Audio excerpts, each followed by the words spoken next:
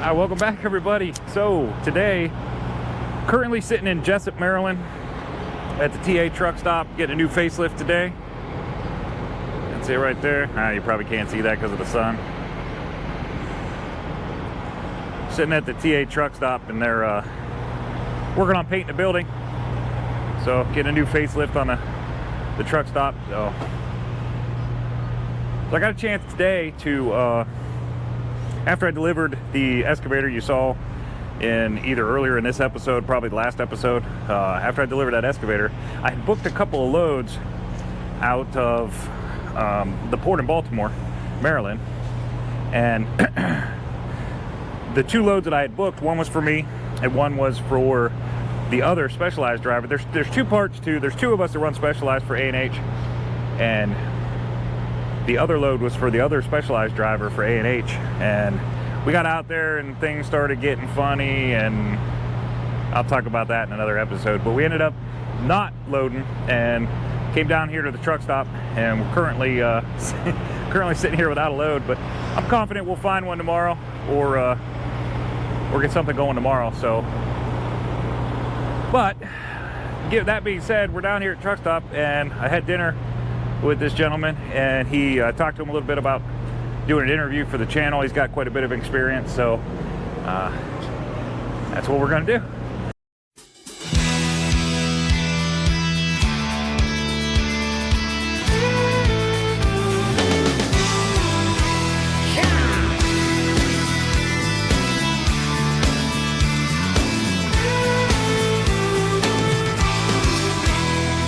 Right across these plains and prairies, Rocky Mountain highs, fade off into the distance like ghost riders in the sky.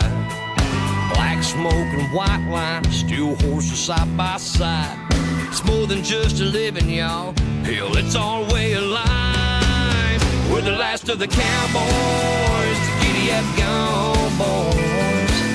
18 wheels on the concrete. It's a slowing down. All right, welcome back. As you saw in the intro to the video, I talked about the other half of the A&H Specialized has two parts, myself being one, and there's another gentleman that has his career has basically paralleled my career for a very long time here. So an opportunity today to interview somebody who's got a boatload of experience, and maybe not quite as much as the last guy that we interviewed. Maybe not 49 years like Mr. Adler had, but he's definitely got a few years under his belt on hauling Specialized. Currently running Specialized with me at A&H. So I'd like to welcome Mr. Keith James. How's everyone doing? So what I'd like to do today is I'm going to ask pretty much the same questions that I asked Gary. I'm going to ask Keith, maybe throw a curveball in there, something that him and I have done together or whatever. So hopefully his experience will help one of you guys out coming in the industry, new in the industry. Maybe you're not new in the industry, and maybe something he's going to say today will give you a little insight to what you're doing. So thanks for Keith, thanks for taking the time tonight to do this interview.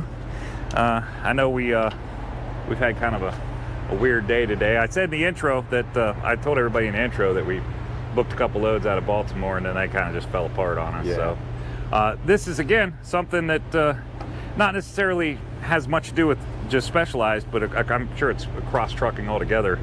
You run into these situations where things happen. Loads cancel on you, and you got to kind of drop back and punt, and that's the name of the game. And hopefully we're going to be good at it tonight. So we'll see what happens. So Keith, now that I've said all that, why don't you introduce yourself and give us a little bit of your background? Keith, roughly 20 years experience driving, the majority of that being flatbed, Specialized. I hauled van for dry box for about a year. Worst time of my life. Don't do it. It's terrible. Be a real man, be a real driver. Well, now I just lost all my van drivers that watch the channel. I'm sorry, you guys have a place too. I'm just not a fan of hauling something down the road. I have no idea how it's secured into a trailer. I don't know. It's just not for me. Yeah, right. I've never hauled van other than a little bit of frozen food, so I can't even attest to how they do it. Like they may have the most difficult job out there. I don't know. I can't say either way. So one of these days I'm going to do an interview with a van driver, and I'm going to find out all this information that I don't know. So Yes. that'd be pretty cool. So so you started trucking in what year? 04, 05. 2004. So yeah, you've been about 19 years. You've been running. And how much of that has been how would you think would be specialized? I know you did flatbed for a while. I would say about maybe 6 of it. 6. Okay. All right. Maybe 6 of it. Most of it's steel hauling. Good Yeah. start leading into specialized if Yeah. somebody's interested. That's true. That's very true. I would definitely recommend if you're a newer driver wanting to get into the specialized, flatbed company's a good start. What makes you say that? Like what about a flatbed company do you think would give them if a you good get start? with a good flatbed company, you'll learn good securement. Securement, I'm not one to normally promote another company, but TMC is phenomenal at training their guys. I've said it on. I mean, if you're looking to get into it, you want to learn the right way to do it, that's a good starting point because they're going to teach you the right way to do it. That's for sure. Yeah. TMC's training program. If nobody's looked into it, TMC's training program is like top notch. Like, and it's very well respected across the trucking, across the it flatbed is. trucking industry. Like, I know the company that we're with will bend on their rules a little bit if you trained with TMC on the Yeah. amount of time. right? Yeah. Knowing that you started out in flatbed and you moved into specialized, I know that I know you worked specialized pretty early in your career. Yeah, to start, yeah. this guy's actually the one that hired me for my first ever trucking job. Yeah. He Yeah. was my trainer. Yeah. That you should have ran. Like, should have ran for your life after I trained you. That best Like, decision of my life. I totally agree. Taking that job was the best decision of my life. I agree. Working for that company, the experience we got at that company was Yes. invaluable. Yeah, Yes. I agree 100%. So as far as hauling specialized, and maybe even flatbed side, you know, because it's very similar securement and whatnot. What do you think, following in lines with what I had asked Gary, what do you think the most challenging part of doing specialized and maybe even flatbed? What do you think the most challenging part of the job is? Knowing that I don't know how I want to word this. Mistakes amplify in flatbed. If you're hauling big, heavy pieces of steel, whatever, if you don't do the right thing, that could come off and kill somebody. That's one of the things I enjoy about it because I have control over my load. I know that load is not coming off that trailer. Right. Right. Anybody that knows Keith, anybody that's ran with him or knows him, knows that he takes that minute all the time on every load. He takes that extra minute and throws that extra securement device. Something I'm actually pretty proud of him for. I'm a firm believer if you think to yourself, should I throw something else on this? Just go ahead and do it. For the couple minutes it takes, just go ahead and do it. So, okay, so you think that one of the most challenging parts Yes. is securing the equipment correct, or securing the load correctly? and More making so sure what I do than Brett. I do used equipment a lot, not as far as like off-road equipment, like machinery and for factories. Yeah. A lot of that stuff, there is no, you look at it and it's like, how am I going to secure this? There's no securement points. You have to figure it out. Yeah, and that's a lot of it's That top is heavy. very challenging when you look at it and it's like, there's nowhere to run chains. How am I going to secure this? Yeah. And coming up with a way to keep that on the trailer. Yeah, I agree. That's It'd be that's legal. very challenging. That's very challenging. And that's one of my videos. You guys know, I talked about having a pool of drivers or a group of friends or resource, basically, that you can contact and get different ideas, some pictures to, or whatever. And I'm not afraid. I'll be honest. I'm not afraid if I'm stumped on something. I'll FaceTime Brett and show him the load and say, hey, I'm thinking about doing this. What do you think? you actually did that yesterday, I think, Yeah. or 2 days ago. Do you think I should put more? Do you think I should put less? This is what my plan is. And between me and him, we'll come up with an idea. You know, I don't think we said in the beginning, in the intro, what type of equipment you running right now? So you guys have probably seen the video of my previous truck, the Lone Star the tree fell on. That was me. So right now I'm temporarily in a 2022 International LT. Yeah, so I apologize to everybody. You're not going to see a picture of his truck right now. Because Yes. That's not his truck.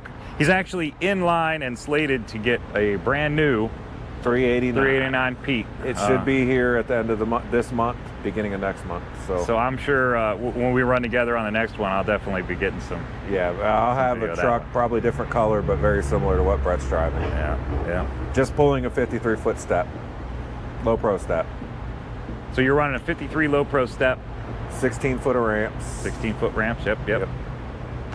What's your deck height on that? And for anybody who doesn't know what a low pro is, a low pro is a step deck, but it has the rear of where the tires are, it's actually lower. A standard step deck is what, 18 inches? The step down from the top deck to the Yes, bottom deck I'm is 36. 18 inch on a standard step, and yours is 31, I believe. Yeah, 31. Yeah, that is right. And to be honest, I haven't measured it since I'm hooked to this other truck. Right. So Which makes a difference. I can't give you an exact deck height, but it's normally, I think, 34 inches off the ground. Yeah, I think 34 to 36 is a standard Yes. step deck, and you sit about 29 to 31 depending on what you got on. I know I could legally load 10.6 if it's a little heavier of a load, 10.8 on that trailer. Well, there you go. 10 foot to 10.8 and be within 13.6. Be legal. Yes, and still be legal for height. That's The downside of my trailer is, if anybody's looking, it has the 17.5s on it, and it does not like weight. what do you mean by 17.5? Tires. Tires. Okay. Tires. All right. It does not like weight. Yeah. Yes, it does not. That is for sure. The lighter the load, the better for that trailer. So, what do you think? Now that we know what you think the most challenging part of hauling specialized, hauling flatbed in general. Now that we know the most challenging part, what do you think the most rewarding part is? The most rewarding part for me, especially with Specialized, we go to a lot of places that's not normal.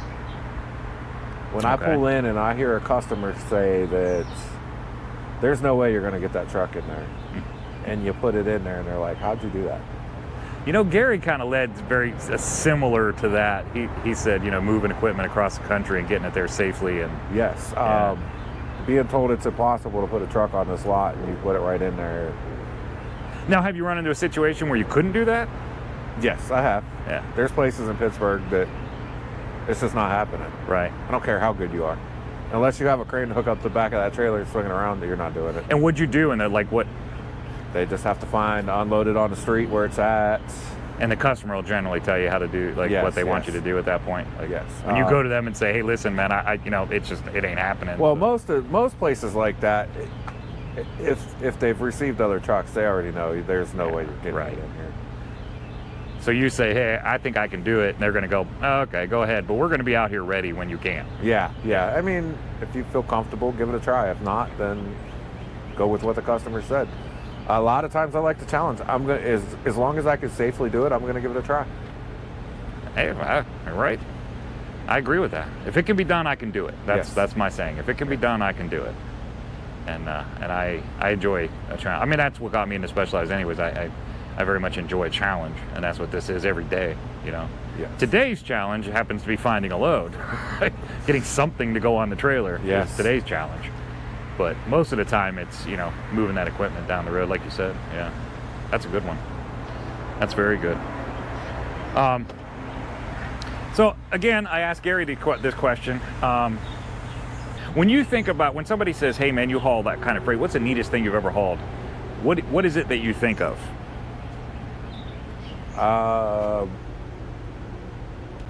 I can't say that there's anything that I've hauled that's been my favorite. I've had some favorite loads, Okay. but it's not what I was hauling. It was the situations. The run we Oh, took. that's good. I like that. I like that answer. The run that we took from Texas to New York City. Oh, man. Yeah. Big oversized loads. Me and Brett took us through the mountains of Vermont, everything else. Actually, I have pictures of this one. Yeah. That was one of my favorite loads that I've ever hauled. Just the challenge in it, the The routing was probably some of the most crazy thing I've ever seen in my life. They're running us through National Forest. That was probably one of my most favorite loads. Yeah, that load for I gotta actually jump into for that load there. I don't have any pictures of when this happened, but I do have pictures of this load, and I'll put them up. But we were on some national forest in Pennsylvania. Yes. And we came up to where I was I 14 foot wide? Yes. And you were 13.6 or something like Yes. that. You were just under requiring the escort for Pennsylvania. Yeah. So I had an escort, and we were on this 2-lane road, and we were going through this national forest. It was a real pretty drive. Like, it was very scenic the way they sent us, but generally scenic is not good for 14 wide. But we came across a section where the road construct, they had put up road construction, and it was, they had cut the lanes from 2 lanes. They made 3 lanes out of it, but they were working in 1. So you had to go down, each way was down this very isolated and small lane. And we had told them we were coming, and we had told him we're not going to fit, and the guy just didn't care. So my escort went down and said, "Hey, listen, I got a big oversize coming through. He's like, these cones aren't big enough." And he said, "I don't care. They are what they are." So what happened? What did I do? You took out the cones. Took out every damn one of them cones. Like, what are you gonna do? Like, that's the way I'm routed. I can't. State said that's where we had to be. I can't wait for them to be done working so I can move. It'd be dark by then. We wouldn't be allowed to travel at all. Yes. So I said, "Well, I guess I'm coming." I went through there, and I think we knocked down every single one of them cones. Something else very challenging about that load was I had an escort, nicest person in the world, but you couldn't understand a word they said on the CB. Yes. Yep. Super nice guy. So I was basically driving blind. Yeah. You could tell he wanted to tell you something, but you just didn't know what the heck he was saying. You heard him key up the mic and try to talk, but you just couldn't understand anything. So the Houston, I think that was Houston that we were in. It was Houston to New York was a good one. There's also a funny story about that one that I'll tell you guys sometime once we got into New York City. About the wildlife in New York City, we'll say. Yes. We'll say that. One of these days, I'll tell you the guys that story, but it's too long for this video. But so that was one of them. What other kind of stuff that you've hauled that you think was? I enjoyed the one we took from, where was we? Minnesota, Iowa, something up to Connecticut. The first one I ran with this truck. Yep.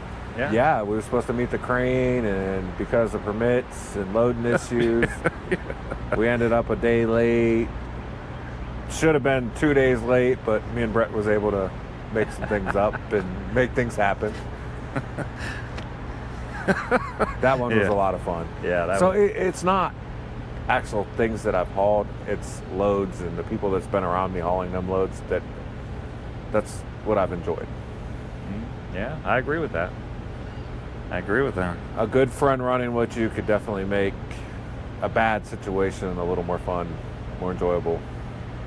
So based on your 19 years experience, what do you think a guy getting into the industry, he's looking for a position with a company. Most guys aren't going to jump right into being an owner-operator and buy their own equipment. But what equipment do you think a new driver should look for in a company to get the most experience out of their first year? Well, I started flatbed.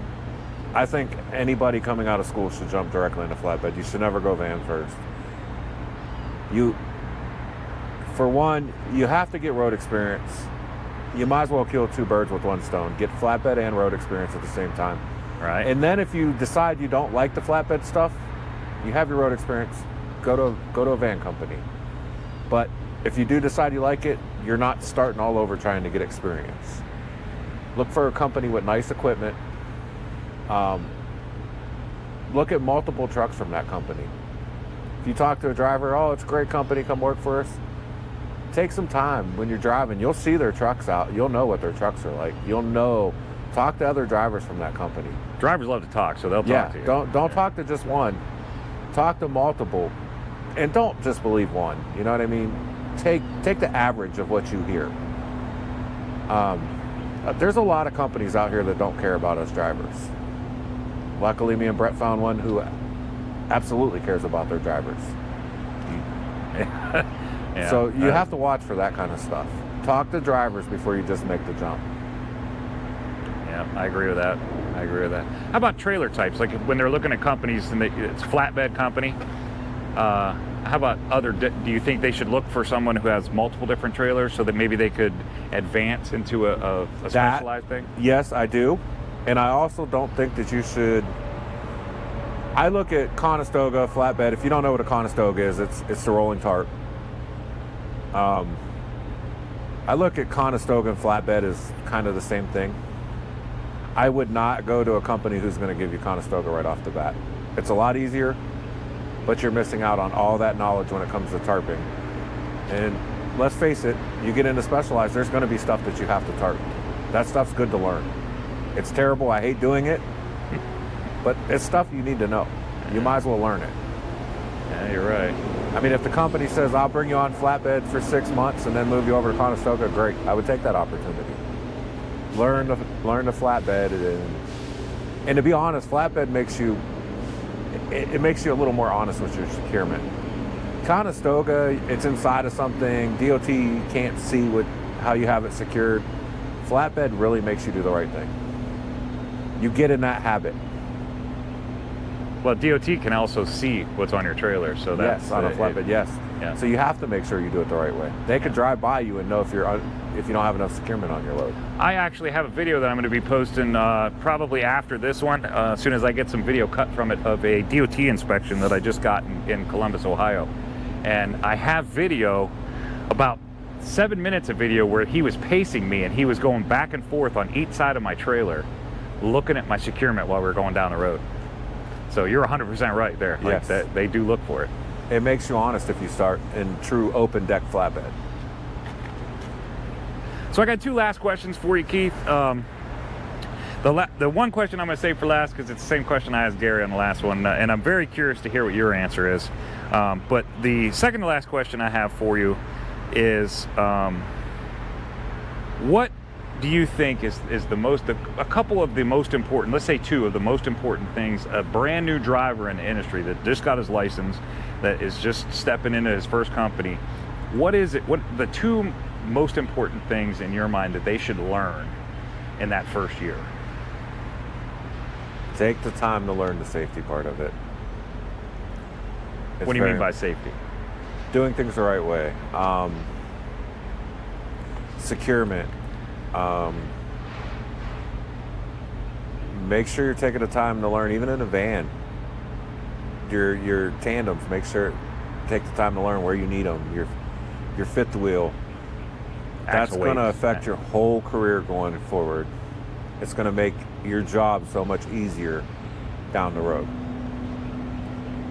All right, so the last question, Keith, and again, I appreciate your time, and I know you enjoy, we hang out anyways, so Yeah. This is really just us having a conversation in a way. So last question for you is the same question I asked Gary on the last question, and I'm really interested to hear. You've been in the industry since 2004, we're talking 19 years or so.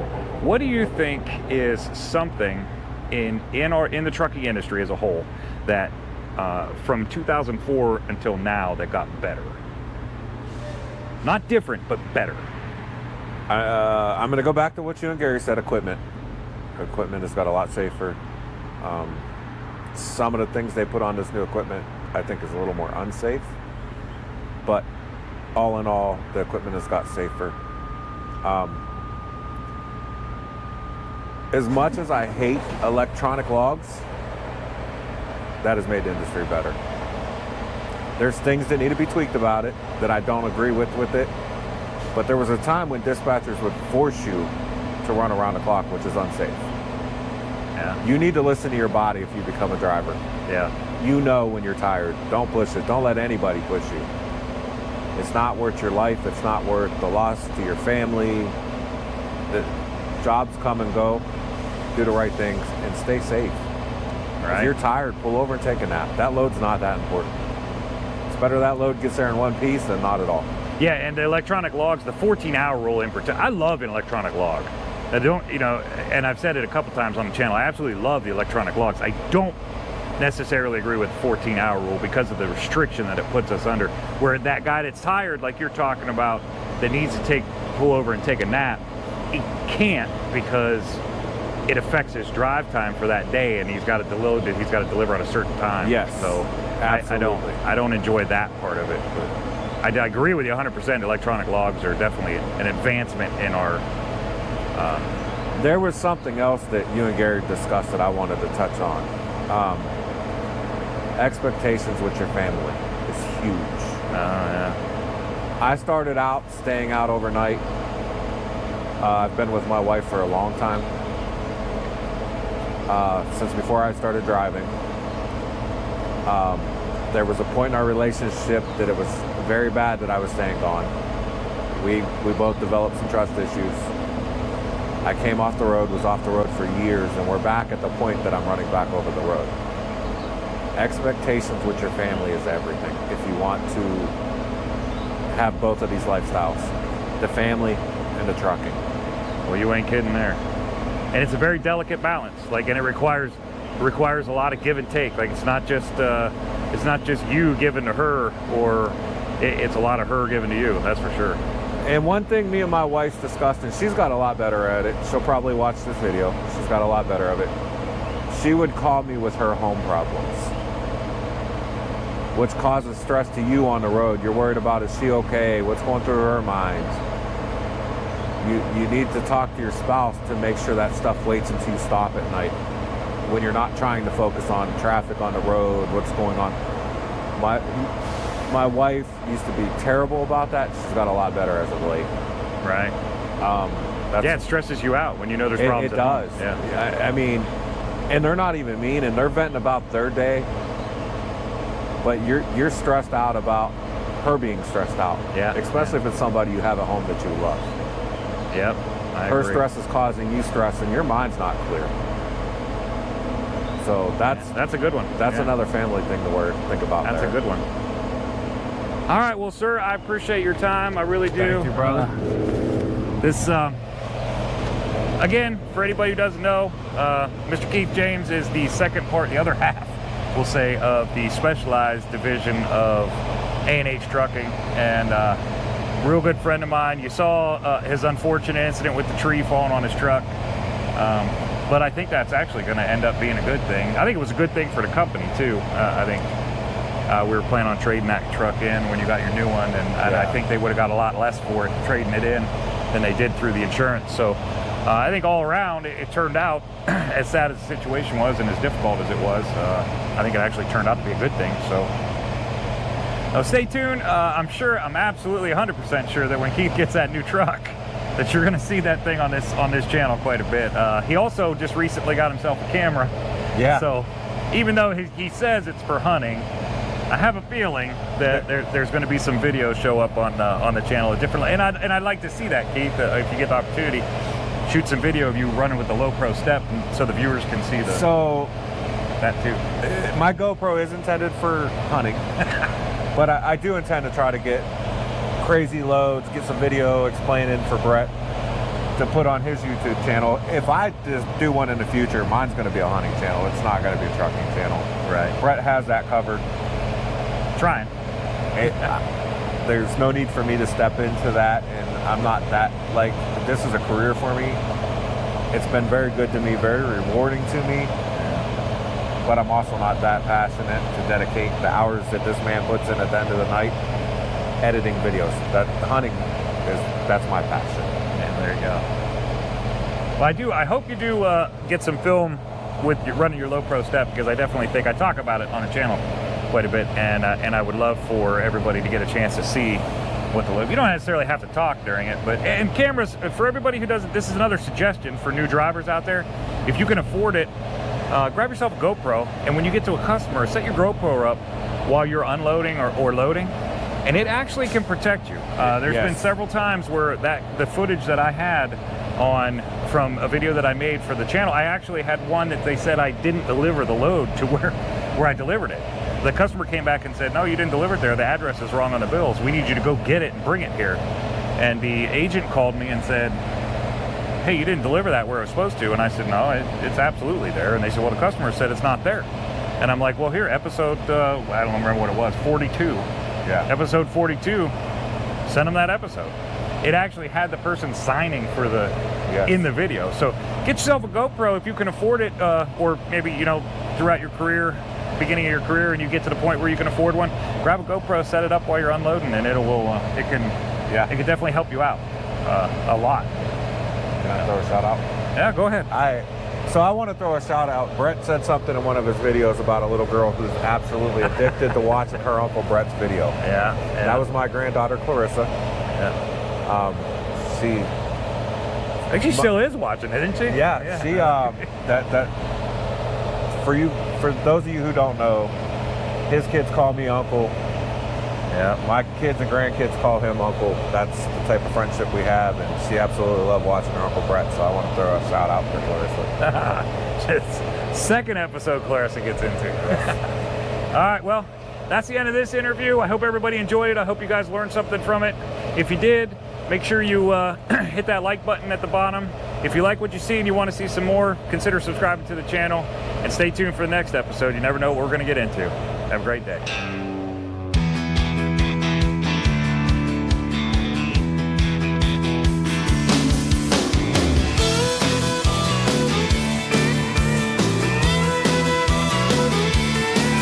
Driving trucks, eating chicken, trucking, finger licking, trying to keep it in between the lines.